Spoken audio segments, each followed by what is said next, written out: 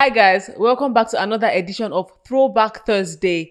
And we're going to be titling this one Nollywood Nostalgia because I'm going to be taking you back, talking about your favorite throwback shows, throwback Nollywood shows, the epic times when we had all these alter girls as far back as I can remember, Sha, because when they give birth to me. But then I'm going to do more than that. And also for the millennials, pardon me, for the millennials that are going to be watching this, I'm definitely going to go in depth, things that you must have missed out on when you see these things and you're like, at a time, Nollywood started like this. So, you know who I am already. I'm your host, Amarachi.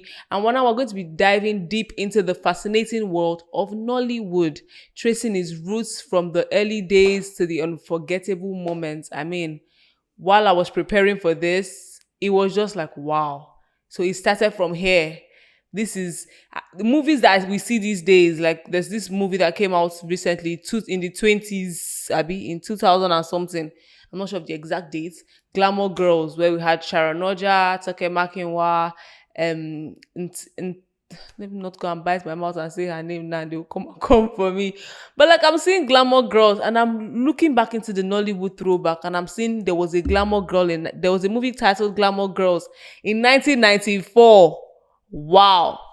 Even this one, Living in Bondage, that's won an award in the recent AMVCA. There was a movie titled Living in Bondage then.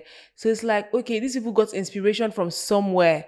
Let's see these movies that inspired them to be shooting what they are shooting now. Did they change something? Did they just do copy and paste? But at the same time, talking about the actors and actresses of those days, people like Sam Loco. I mean, I'm talking about my own day now because these are people that I met. Sam Loco, Mr. Ibu, Aki and Popo, all these people that made Nollywood really interesting. Patience Uzoku, Ungozi Ezonu. It has been a while. I've not seen people on my screen in recent times. They're probably doing other things. They've retired, they're doing other things, they've moved on. Acting isn't for them anymore. And Nollywood has blossomed into something more amazing. You know how we used to have all these epic shows, they're in the village, sign rapper, doing gossip, all of that. Now we don't do that anymore. Everything is so touched up. I mean, Nollywood movies are going far on Netflix. We have the likes of Blood Sisters. We have, like I said, Glamour Girls. Olosre was dropped on the 28th on Netflix. I mean, that's the part two. But like, there's so many beautiful Nollywood movies now that we see, we love, we appreciate them. We're like, oh yes, this directors really put in time. Sometimes the storyline can be, but then it all started from somewhere. So that is what I'm going to be taking you back on today. The actors and the actresses of those times, of that time rather, and how it was. Because when I was just looking at it, I was like, wow, I felt the goosebumps in my body. Like, oh, there was a time I watched Jim Ike, all those Van Vika. You should not get me started. Yeah, so just sit down tight, hold your popcorn, and let me give you a dive into the early days of Nollywood. You're not going to regret it. Nollywood, the heart of African storytelling, has grown to become the second largest film industry in the world. But where did it all begin? Now I'm going to take us back. Let us rewind to the early days. The 1990s marked the true beginning of Nollywood with the release of the groundbreaking film Living in Bondage. I'm sure that you are as shocked as I am because Living in Bondage is a Netflix movie, like I spoke about, won an award during the AMVCA. It just came out recently, 2019 to be very exact. So hearing that was the movie that broke into Nollywood and went viral, it's crazy, it's wild, it's not expected. But for those who do not know, Living in Bondage was the groundbreaking film in 1992, directed by Chris Obi Rapu and produced by Kenneth Nebwe. This film laid the foundation for the industry that we're celebrating today. This is the Oga of the Ogas. The movie was beautiful with its gripping tale of greed, betrayal, redemption, captured the hearts of millions and sparked a revolution in home video production. Suddenly, everybody wanted a piece of Nollywood magic. As the 90s progressed, Nollywood saw the rise of stars who would become household names. The dynamic duo of Richard Mufe Damijo, RMD, like we popularly know him, Hasn't gone out of style, excuse you. No, no, but he has been there since the 90s. That is to show you how far he has come. Like I also stated earlier, we have Patience Uzoku, we have Ngozi Ezono, we have the likes of Aki and Popo. So taking Nollywood back, there are a lot of all these actors that we have missed. You know how Nollywood progressed into epic, whereby you have all these village scenes where the prince wants to get married, you're dancing, or Aki and Popo looking for trouble. We have the likes of Nkemowo, who was, I feel like he was the biggest comedian, but like he was good. In Kemowo, you see him with Mr. Ibu. In Kemowo, popularly known as Osofia, you see him with Mr. Ibu. You see him with Sam Loco, may his soul rest in peace. You know, he had his own slangs. And what's that? There's one slang that's always saying, Ekwen Swa Romance. Ekwen Swa Romance, here, Mami Water. Osofia in London was such an iconic movie. It was beautiful. You would laugh till your sides hurt. These people, they were the foundation of Nollywood. Now they are probably doing other things. Definitely, they are doing other things. They have moved on from it, but then we cannot also forget them.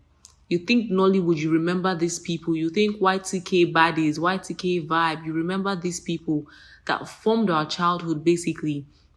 Nollywood also became a platform for addressing serious issues. Movies like Blood Sisters. Now, this is not the Blood Sisters that had Nancy Sime and Inidi Maokweji. No, it's not the Blood Sisters.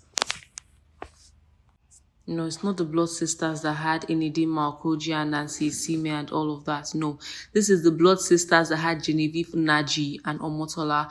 And we know these people, like, they are forever young with the likes of Kate Henshaw. Kate Henshaw was not in this movie, but like, they're forever young. Now they're married with kids. Their kids are basically our age now, and they're not really into the movie scene anymore. But then, like I said, we cannot forget them.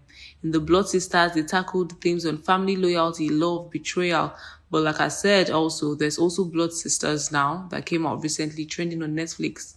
Might be the same storyline. I haven't seen the Blood Sisters by Genevieve and Nnaji. I'm not sure you have seen the Blood Sisters too. But most of all these previous movies, or the movies that we're seeing now, there was a genesis of it. It came from somewhere.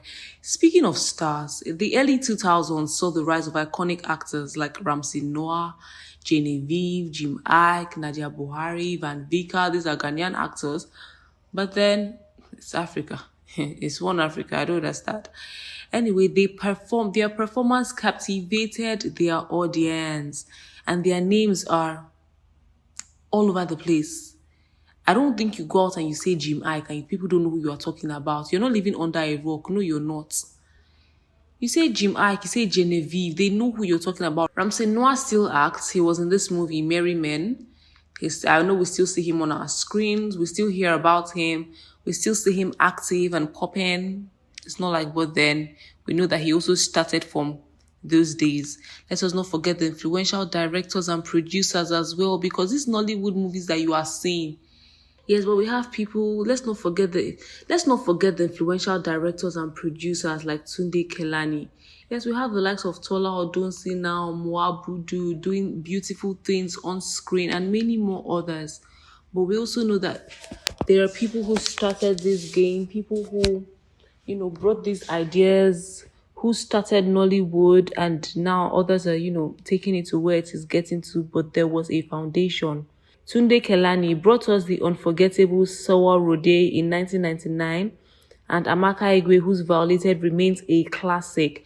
Their contributions helped shape Nollywood's unique narrative style and brought authentic African stories to the forefront. And now we might not be able to go into details and, talk about every single producer, every single movie, because there are a lot. But there are movies that you remember them, you see them, and it just takes you back. The feeling whereby you smell somebody's perfume and the person walks past you and it reminds you of a certain time, a certain aunt or certain uncle or your grandparents, or if your parents are no longer alive, it reminds you of your mom, the soap, the fragrance. Some certain songs just take it back to a place whereby, this reminds me of somebody. These movies can remind you of moments whereby you were sitting down in between your grandma's leg while she braided your hair, while you were a child growing up, walking around in your pants, running up and down the place, and then your mom is watching one movie and she doesn't want you to distract her, so you just go and sit down beside her quietly, to understand what she's watching, and it just reminds you of that moment that you spent bonding with your parents. This is the essence of this Nollywood throwback. That is the essence of throwback at large. You hear certain songs, certain wordings. When you hear words and you're like, somebody said something like this to me, you have a deja vu automatically. It is exactly what Nollywood movies does to us. You sit down, you watch movies that has to show you, that have scenes involving Patience Uzoku, Mercy Johnson, even Regina Daniels while she was acting. It is a throwback right now. Because maybe seeing Regina Daniels movie, maybe they want to use somebody for sacrifice or all of that. I mean, it just takes you back to a place whereby you remember the intimate, warm feeling that you had and the person you spent that time with.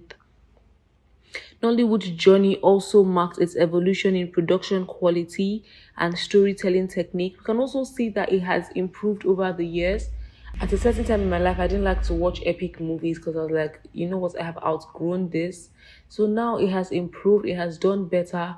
But then, you know how life is. You must have started from somewhere and can only keep on growing. And that is what has happened so far.